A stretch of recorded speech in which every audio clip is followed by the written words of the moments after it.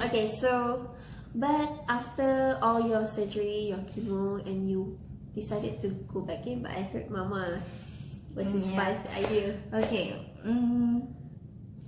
During my chemo, I didn't think at all about my studies.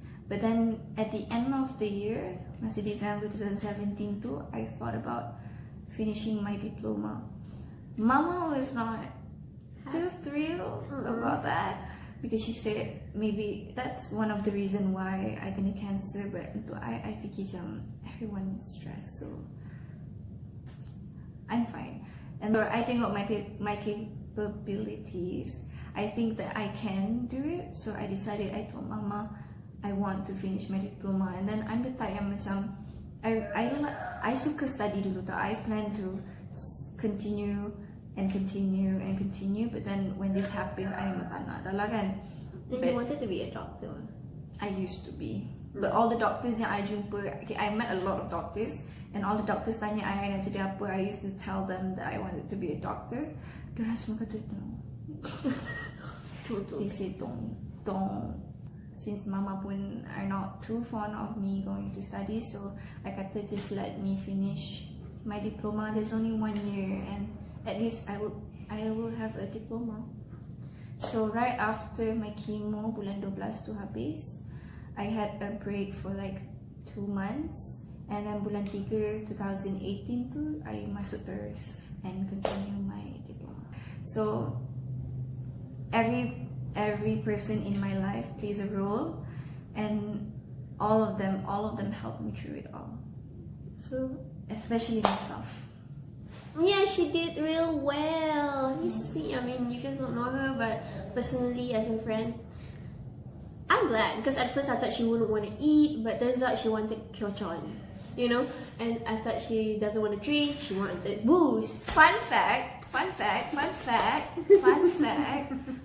I chemo 12 cycles tu, I gained weight 10 kilos. And I mean, I was thrilled about that. I was not too thrilled about that. I gained 10 kilos, okay? It's because one, I still have appetite to eat, and lagi satu because they gave me steroids quite a lot. So that's one of the reasons I kembang. Okay, let's talk about post-surgery. Post-surgery, I had to be on tube for 1 month plus. So I was just drinking milk from the tube, from my nose. Okay, that's one thing. And then the first week I had to stay in the hospital. Okay, for 1 week and a half. I was supposed to stay 2 weeks. But then the doctor said I was fine, so I can go back from the hospital in 1 week and a half. The first 2 days, nothing went into my mouth. Nothing, not even water. So I was like, we must do, I rasa macam dry gila. We memang dry gila. Imagine you're not drinking any water for 2 days. And then the second day too, I begged the doctor, I cakap, please let me drink, please. At first they were hesitant, diorang tak nak bagi, but then I cakap, I was begging them, so they gave me 1 spoonful. Yang sudu tu, 1 spoonful only. What was the reason? Because you can't swallow anything. They don't want to kacau that, sebab they had to jahit inside, so they don't want to kacau anything. They don't want to risk anything. And then post surgery juga, I tak boleh tidur baring. I only had to, I sandar macam ni, and then kaki I straight because kaki I pun tak boleh gerak, because I had surgery on my leg as well. They took my tulang kaki and replaced my jaw, so my leg can't move. I cannot walk, I cannot baring, I cannot move my neck because they had something going on here, so they don't want me to kepe. And then I had to pee and also poo on the bed. That was one of the hardest things that I had to do. And then,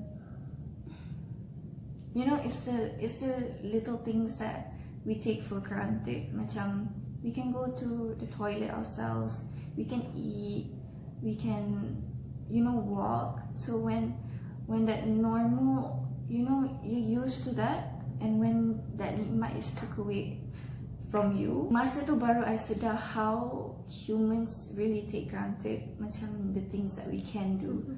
When I cannot go to the toilet myself, when I cannot wash my poo or pee myself, and then when I cannot eat, then you will feel how bersyukur you are when you have all that, you know.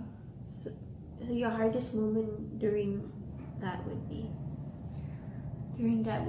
to be better. It was hard. In the hospital, I had a mental breakdown. That time there was only mama and kakak. I cannot move my leg, I cannot move my body. Preferably they do not want me to move, but then that time, it's because I didn't move for so long. I started to get anxious. I started to get I felt very tight, so I macam geram.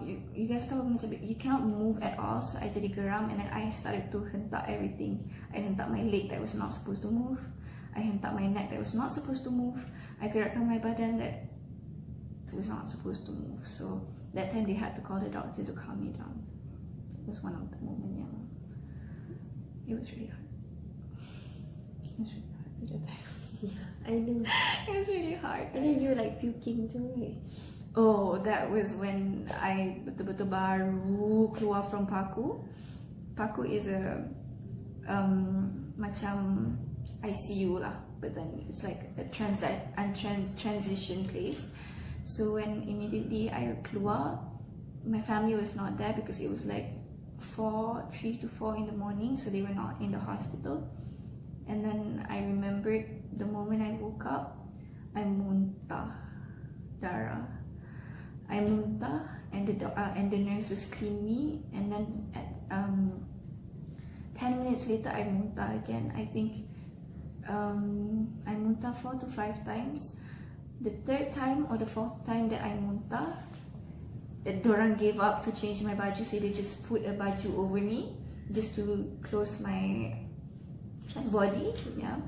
So that nanti I muntah, dorang just angkat the thing and just letak something on my body. That's how much I muntah. Sampai dorang dah malas nak tukar apa-apa. So sorry, nurses. Okay. Guys, be thankful to your nurses. Their job is very hard, really hard. So you got good nurses.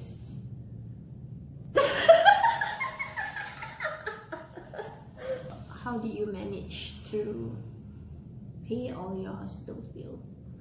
Oh, thank God. Thank God. When I was diagnosed with cancer, I was 20.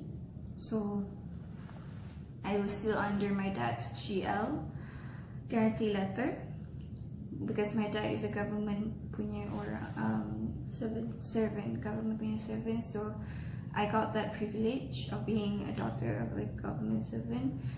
I can use his guarantee letter to cover everything. I was fully covered by that because I was still 20. But even if I was fully covered, I still have to pay myself up to more or less 10,000. That was like fully covered. The one that you have to pay? The ones that is not covered is my chemo pot, because all of this is outside punya benda tau. Yeah, so external, so they don't cover all of that. So my chemo pot are not covered. My titanium, I have titanium over here, that is not covered as well. My dental, oh, fun fact, I don't have teeth.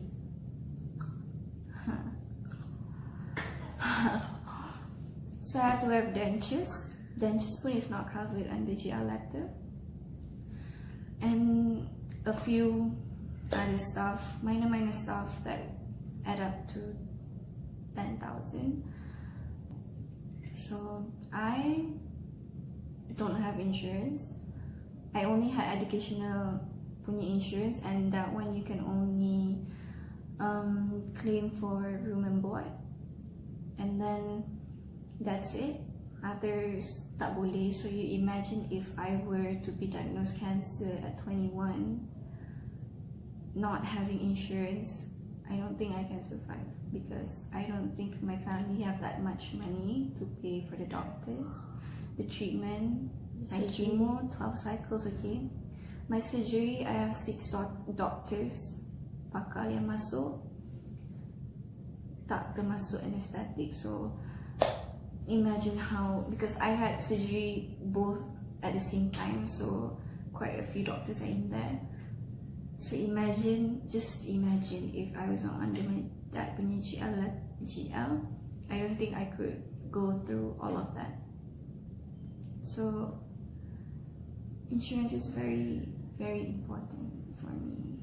Now that I am diagnosed with cancer, I am not capable anymore to buy any insurance except for personal accident. So that's it. So it's very dangerous. I don't have medical card, I don't have anything at all. So if ever I were to relapse or kena anything ke apa-apa, I have to be myself. Did the doctor say that you're cancer free? I'm not cancer free yet. After my surgery, I had like 0.2% cancer cells yang active left. But I have to wait another 3 years starting from now to declare cancer free. So if ever insyaAllah tak ada apa-apa in 5 years, then maybe I will be cancer free. But even if I cancer free pun, there's always a chance to relapse, because cancer, you will never know. If you ask me what is the moral of the story, I say first, you have to have courage, and you have to be strong and eager in your dreams. Tak kisahlah you ada cancer ke, you tak ada cancer, but if you want to achieve something, you need to grab that. Sure. And one thing that I learned from this experience is that you really have to be strong and also be very positive. I know it's hard, I know it's not easier said than done, but I've been through that, and really positivity and also spread kindness really helps you a lot. Yeah, being positive is hard, but it's possible. It is possible, I know that. So you can't beat yourself down too much. You have to carry forward and make the best out of everything. And for the rest of us that is still healthy, bersyukur.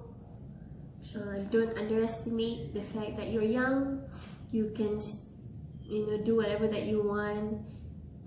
It doesn't mean that you're young you can't have any of these diseases, because I had it when I was 20. Yeah, anything could happen. That's right. And some kids have it younger. True. So take care of your health, be kind to one another, and always be positive. Bye! But before that, I forgot to tell you guys that this one is Breast Cancer Awareness Pink October. So if you have a pink ribbon lying around your house, wear them out and show support. Yes, please. Any support would help them. Does that help you? It really does. Bye bye. For real.